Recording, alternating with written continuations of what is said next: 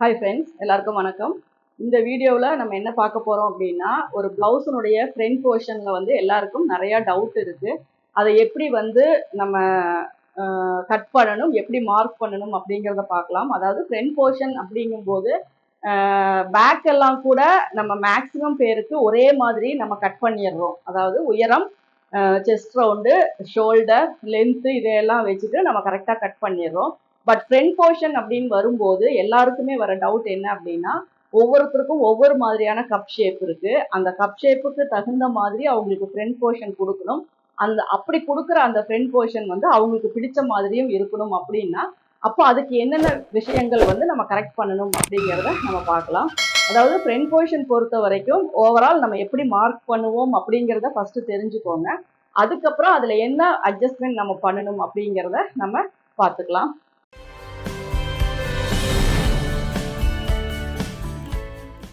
இப்போ இது வந்து நம்ம ஒரு பேக் போர்ஷன் வந்து நம்ம மார்க் பண்ணியிருக்கோம். இப்போ நம்ம அடுத்து இதை வச்சு தான் நம்ம ஃப்ரண்ட் போர்ஷன் வந்து நம்ம மார்க் பண்ணணும். அப்போ இதை வந்து நீங்கள் ஒரு கிராஸா அல்லது எப்படி வேணுமோ, ஸ்ட்ரெயிட் கட்டோ அல்லது கிராஸோ எப்படி வேணுமோ இன்னொரு துணி மேலே நம்ம பிளேஸ் பண்ணுவோம்.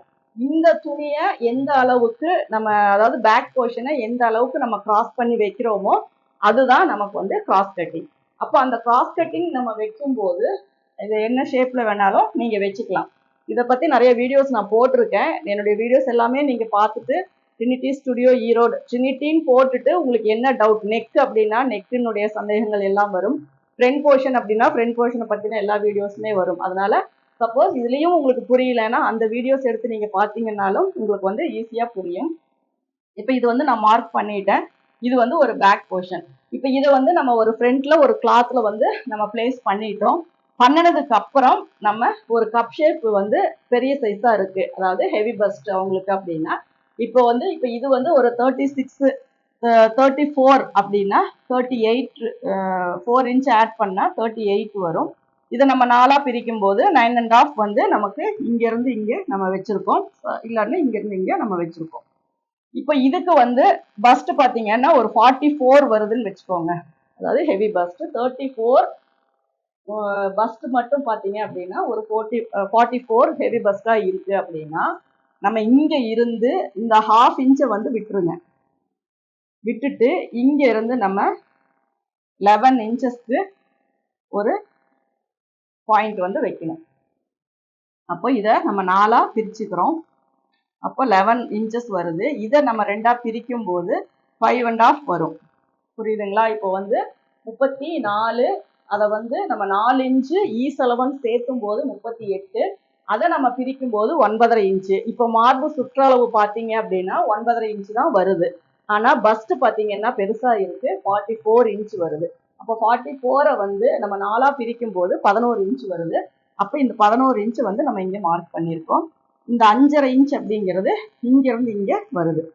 இது வந்து 5.5, இது வந்து 11. இங்க வந்து நம்ம ஸ்டிச்சிங்காக இந்த அளவு விட்டுட்டோம். இப்போ இங்க இருந்து இங்க 5.5 வைக்கும்போது இங்க வருது உங்களுக்கு. இதுதான் இவங்களுடைய பஸ்டனுடைய ஸ்பேஸ். இந்த அளவுக்கு வச்சாதான் இவங்களுக்கு வந்து யோக் வந்து, அதாவது பஸ்ட் வந்து ஃபுல்லா கவர் ஆகும். அப்போதான் ஃபிட்டிங் வந்து கரெக்டா இருக்கும். இப்போ இவங்களுக்கு நம்ம ஃப்ரண்ட் நெக் எப்படி வைக்கணும் அப்படின்னா, நீங்க லோ நெக்கா வச்சீங்கன்னா ரொம்பவே சாகிங் ஆகும். அதனால ஓரளவுக்கு நம்ம நெக் வந்து ஃப்ரண்ட் நெக்கு மேலே தான் வைக்கணும். அப்போ நான் வந்து இதுல ஒரு 6.5 இன்ச் வைக்கிறேன் அப்படின்னா இந்த இடத்துல நம்ம 6.5 இன்ச்சுக்கு நெக்கு நம்ம மார்க் பண்றோம். இங்க வந்துட்டு ஒரு 1/4 இன்ச் மட்டும் மேலே கொடுத்துட்டு ஒரு 1/4 இன்ச் மேலே எடுத்துக்கிறோம். இங்க வந்து நாச் போட்டுக்கிறோம். அதுக்கப்புறம் இங்க உள்கை வெட்டுறதுக்காக இது பண்றோம். இப்போ ஃப்ரண்ட்னுடைய மார்க்கிங் மட்டும் பார்த்துக்கோங்க. ஏன்னா நம்ம நெக்கு நம்ம கட் பண்றது எல்லாமே நம்ம கீழே இருக்க கிளாத்ல தான் கட் பண்ணுவோம்.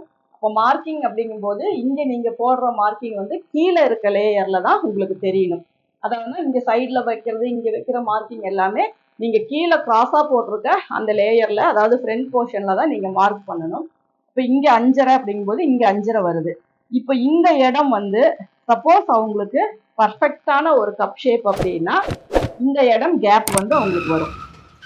அப்போ இதை வந்து நீங்க இந்த அளவுக்கு கூட நீங்க இதை மேலே ஏற்றிக்கலாம். சப்போஸ் இப்போ இதுல இருந்து இது வரைக்கும் இவங்களுக்கு ஃப்ரண்ட் போர்ஷன்.